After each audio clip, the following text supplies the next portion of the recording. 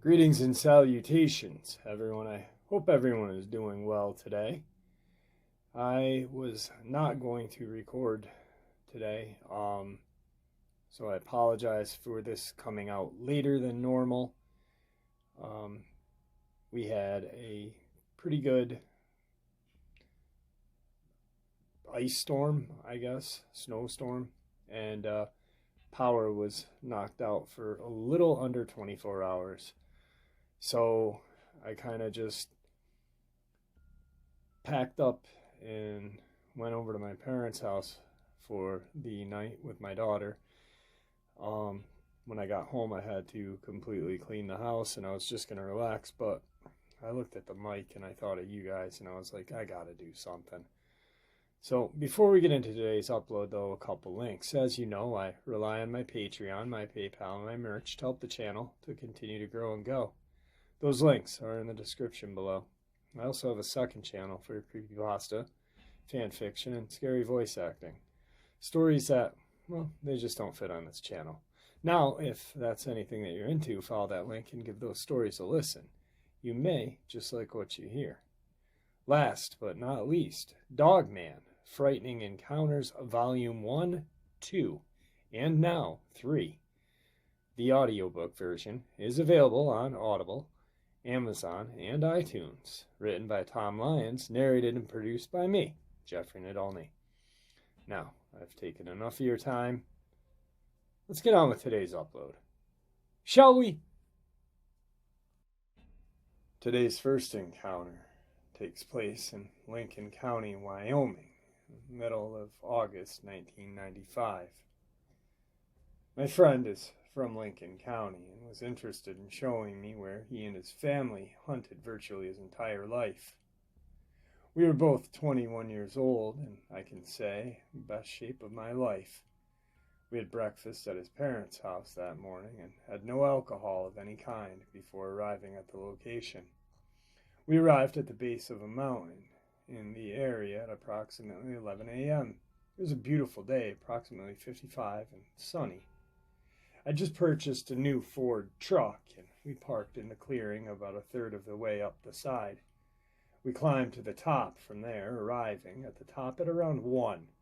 We walked for the rest of the day. We were purposely being as quiet as possible the majority of the time in order to see as much wildlife as possible. We came upon elk and moose during the afternoon.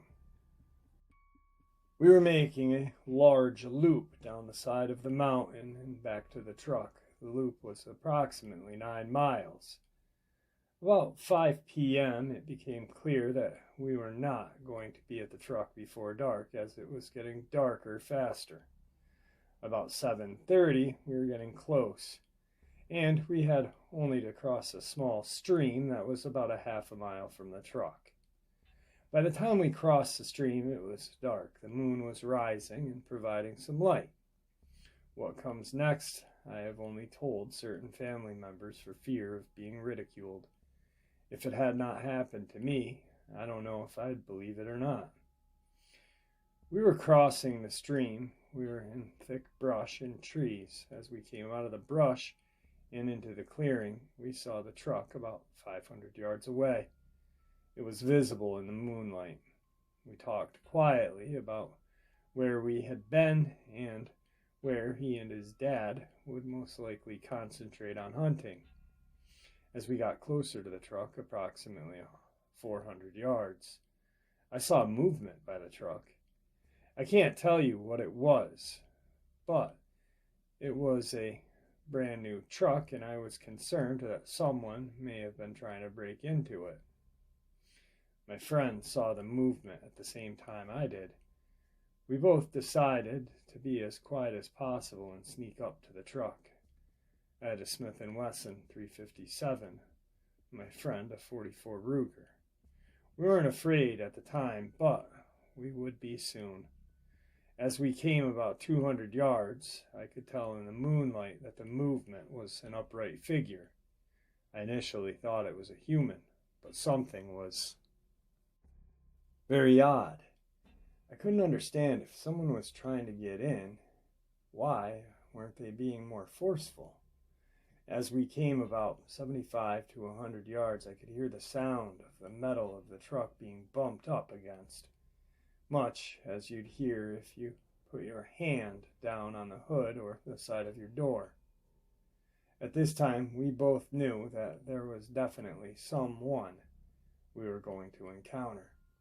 I was a little scared coming up on somebody like this.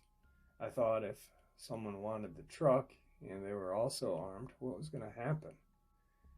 Neither one of us wanted to confront someone with the prospect of shots being fired or anyone getting hurt. We continued to slowly stalk our way to the truck without muttering a word to each other for fear of being heard. We still continued to see movement around the truck, but we could tell there was more than one. When we were approximately 40 feet from my truck, I couldn't believe what I saw. Not two, but three creatures, two large and one smaller. The larger ones were roughly 6.5 feet tall, the smaller about 5. I could immediately tell they were not human because I could distinguish that they were covered in hair and not clothed. We stopped dead in our tracks at this point, not knowing what to do for about 3 seconds. They looked similar to one another. Their shoulders were wide and their necks seemed to be shorter than the average human, although I've seen people on occasion with similar shaped necks. They had short muzzles on their faces as well and larger ears. I could tell that their hands were larger than average and their arms were longer than normal. All three were muscular but in a compact way, not at all like an Olympic athlete. At this time, everything happened so fast. They all three saw us at the same time and bolted away from us. It was too dark to distinguish anything else in the moonlight, but I could tell the larger one was looking right at us before they ran, because I saw a streak of red. When they ran, we ran toward the truck. Although they all three ran in the same direction, the two larger ones ran slightly away from directly towards the rising moon. I estimate it was 30 degrees above the horizon. The clearing was large, and I could clearly see the smaller one that was running almost directly towards the moon. When this happened, I could see the individual very clearly. I've always thought of creatures as individuals because they did not behave in that way that wild animals would. They were so curious around the truck, not like anything I had ever seen before or since. They meant us no harm, or the truck. The smaller one that I saw at closest distance was on a dead run. The gait was upright and almost leaning back.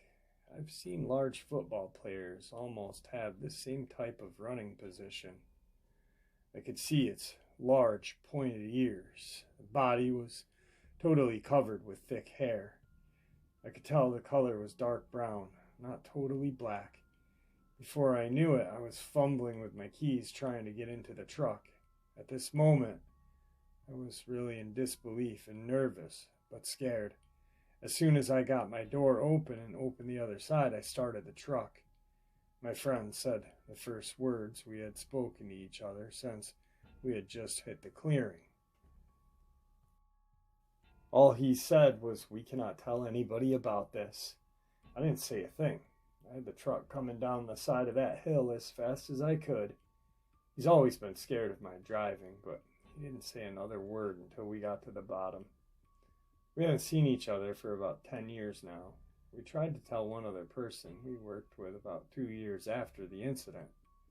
This person's from Wyoming and did not believe us. I'm an honest person, and I can't stand liars of any sort. I just know that me and my friend saw something we can't explain that night. Tonight's second encounter comes to us from Carbon County, Wyoming. A friend and I were gathering firewood about 5 in the evening. There was maybe an inch of new snow on the ground, and moderate fog had settled on the mountainside. We were maybe 200 to 300 yards from camp up the side of the mountain. As we gathered small sticks and branches from dead trees, I noticed something out of the corner of my eye. A huge, hairy-like animal, maybe 7 to 8 feet tall, ran in front of us. The creature was maybe 10 or 15 yards ahead of us in some thicker timber. The creature ran in front of us for maybe 30 to 40 yards, but because of the fog, we lost track of him. The creature ran or moved quickly on 2 legs for the entire time we observed it. There's no doubt in my mind that that creature was not a bear, but something else. 2 days later, while hunting, we heard this terrible, growling-like scream, something I've never heard before. It wasn't a screech owl or a coyote or an elk. It was incredibly loud and echoed off the canyon wall. Just the thought of it still makes the hair on the back of my neck stand up. Tonight's third part of the upload is something I'd like to discuss, a little theory, let's say. Now, we all, I'm assuming, have an interest in the missing 411. I'm assuming that the majority of us have researched or watched or listened to these incredible disappearances. Interestingly enough, and I urge you guys to go back and remember or check some of the 411s out. Now, YouTube has both of Politis's movies, 411 and 411 Hunted, or Hunted. Now, there's something mentioned quite a few times, and for some reason, a lot of these cases are, if not the majority of these cases, are in an area what is known as a boulder field. Now, if you don't know what a boulder field is, it's pretty much just this large, cleared out land with boulders. This is, here, just really quick. A block field or Felsenmer boulder field or stone field is a surface covered by boulder or block-sized angular rocks usually associated with alpine and subpolar climates and pre-glacier. Block fields differ from screes and talus slopes in that block fields do not apparently originate from mass wastings. They are believed to have been formed by frost weathering below the surface. An alternative theory suggests that modern block fields may have originated from chemical weathering that occurred in the Neogene when the climate was relatively warmer. Following this thought, block fields would then have been reworked by a glacier's actions. Most known block fields are located in the northern hemisphere. Examples can be found in the Abisko National Park in Sweden, Snowdonia National Park in Wales, the Great End, Scafell Pike Ridge in England, and Hickory Run Boulder Field and River of Rocks in the Appalachian Mountains. All examples, except for the first one, are outside present-day subpolar climate areas and have this traditionally been seen as relic landforms from the past times. The term Felsenmeer comes from the German meaning of sea of rock. In a Felsenmeer, or block field, or boulder field, freeze-thaw weathering has broke up the top layer of rock, covering the underlying rock formation with jagged and angular boulders. Freeze-thaw or frost weathering occurs when water is trapped along microcracks in the rock, expand and contracts due to fluctuation in temperature above and below the freezing point. Felsimer are found in situ, meaning that they are not transported during or after the creation. Okay, so obviously a better description of what a boulder field is. Now, if you go back and you listen to a couple of these missing 411 disappearances, or watch the 2 movies, like I said, they're on YouTube right now, pay attention, or if you remember how many times boulder fields are mentioned. And usually the person that went missing is seen right by a boulder field. And I find that very interesting, because now there's so many theories on the 411. It's either alien related, I hate saying alien, extraterrestrial. It's either extraterrestrial related, cryptid related, or dimensional related. I'm on kind of the fence. I'm more leaning towards a dimensional. And I think that these boulder fields have something to do with it. The guy who went missing in the Crazies, if you go back and you listen to that account, he was very, very close, if not on Boulder Field, well, before vanishing or during the time. It's so many of them. So I'm wondering if these strange boulder fields in our national parks have something to do with these missing people. And before someone says, they're just big rocks. Well, think about the rock pile in Pennsylvania that if you tap with a hammer, it makes noise. That's strange. Maybe that has something. Who knows? But I'm leaning toward these boulder fields as a possible opening to a dimension that we may not come back from if we ever enter. I don't know.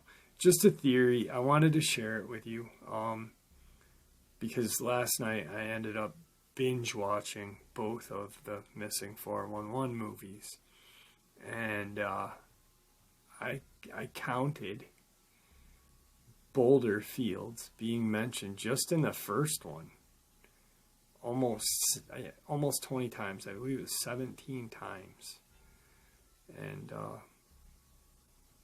the next one was just outrageous as well. Of course, in 411 Hunted, that the hunter in Hurricane 2015, which is in the Adirondacks, was in that they talked about that encounter or that disappearance. And then there was a little boy who disappeared in Newcomb, New York. I don't know, just a theory. Who knows? I mean, extraterrestrial, cryptid, dimensional travel. I mean, I don't think we'll ever solve these missing 411s. Politis is very smart at what he does, and if they were going to be solved, I would have to say he'd be the one that's going to solve it. So, anyway, now I'm just rambling, and I'll move on. Today's fourth encounter. I had been in an empty field in Elk Grove, California, getting some painting done. It was in October 2015 during mid-afternoon. Suddenly, I heard what could be called a sonic boom. I quickly looked up and tried to identify what made this sound. I saw an aircraft, which was unusual for the area I was in. I came to the assumption that this was no ordinary craft. I went back to painting when I heard another sonic boom. It had done this 3 or 4 times before disappearing suddenly. Out of curiosity, I went to investigate the object. That was when things got weird. I heard something rustling near the bushes. I froze in fear for the entity to reveal itself. It jumped out of the brush, snarling and sniffling. I heard the noise and went to investigate. I got about 30 feet away from it. It noticed me. Out of fear, I was ready to turn back and get out of there, but curiosity got the best of me. I knew a local sewer access, and I thought I could try to get there and take shelter. So I went and grabbed the flashlight. After what seemed about 200 yards of walking, I heard footsteps other than mine. I turned the flashlight off and yelled, "I have a knife and I'm not afraid to use it." Then I heard roars and growls coming from the other end of the tunnel. I froze in fear, dropped my flashlight. As it rolled back and forth, flickering on and off, I waited for it to stop. I stood there for several seconds. What I saw was no human, reptilian creature staring at me with eyes that reflected the light from my flashlight. I started running until I was about a mile away from the area and never went back. But, for what I know, it could be still hiding in those sewer tunnels waiting. Tonight's final encounter. For about a week, my parents and I have been hearing weird noises coming from the forested property across from our homes. We live in rural East Texas near the Louisiana border, and most of the area, including the property mentioned, is forests and swamp. My father has heard these whooping noises that he does not recognize during the past several nights. And when he responded, the mystery animal responded back on at least one occasion. All the noises have been around midnight. He's very familiar with the native animals and what they sound like as he grew up in the woods. This evening, while putting something in my car around 6 p.m., I heard what I can best describe as a pissed-off baboon roar and shriek coming from the woods, where we enter the property right across the road from my house. The sound was probably 500 to 600 feet from my person and about 100 to 300 feet into the wood line. I have no idea what that noise was caused by, and I'm fairly familiar with native species as well. I teach biology and environmental science, and I've grown up studying animals and playing in these woods and swamps. The noises my father have heard were about 1,000 feet in the woods by the cow pasture. Mine was near the entrance to a heavily wooded area. We haven't heard the sounds that the others have heard yet, but he said what he heard sounds similar to an owl, but not like an owl. I just found this highly interesting, and I'm not going to outright say it, but there's something going on there. I believe Sasquatch, but I'll try to keep an open mind and eliminate more likely explanations first. I did go into the woods this evening by driving down our campsite and looking around a bit, but for the most part, it was quiet and dark.